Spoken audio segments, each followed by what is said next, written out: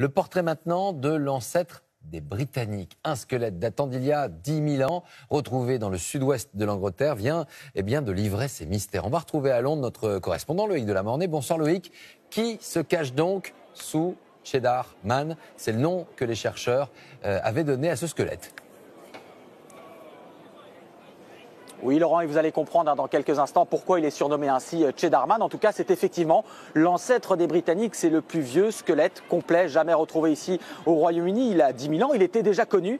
Mais ces derniers jours, une nouvelle analyse scientifique vient de bouleverser certaines idées reçues, occasionnant aussi dans le pays une certaine agitation dans les réseaux sociaux avec bon nombre de commentaires racistes d'ailleurs qu'on va vous épargner ici ce soir. Vous allez comprendre pourquoi en regardant cette surprise, une surprise finalement assez logique dans ce reportage avec Anto Filippi et Blanche Vatone.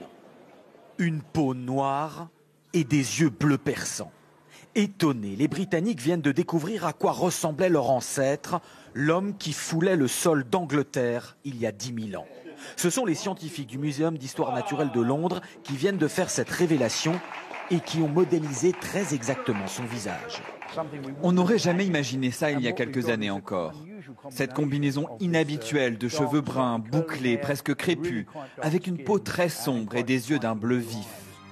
La découverte du squelette de cet homme n'est pas récente. Il a été trouvé il y a plus d'1 siècle dans les gorges du Cheddar, cette région du sud de l'Angleterre célèbre pour son fromage. En 1997, à partir de ce squelette, les scientifiques avaient déjà extrapolé son visage, celui d'un homme du Mésolithique d'une 20aine d'années, blanc.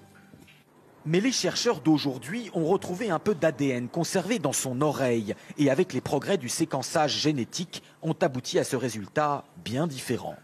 Ça ne m'étonne pas, l'humanité a voyagé depuis l'Afrique, donc ça me paraît logique. Ça va contredire ceux qui croient en une pureté. En regardant cette photo, je pense quand même que déjà à l'époque, c'était un immigrant, venu d'ailleurs dans le monde. Je ne pense pas qu'il soit né comme ça, ici à Londres. Selon les scientifiques, Cheddar Man est bien né noir sur le sol anglais. La généralisation de la peau blanche serait intervenue plus tard avec des vagues d'immigration plus récentes venues d'Europe du Nord.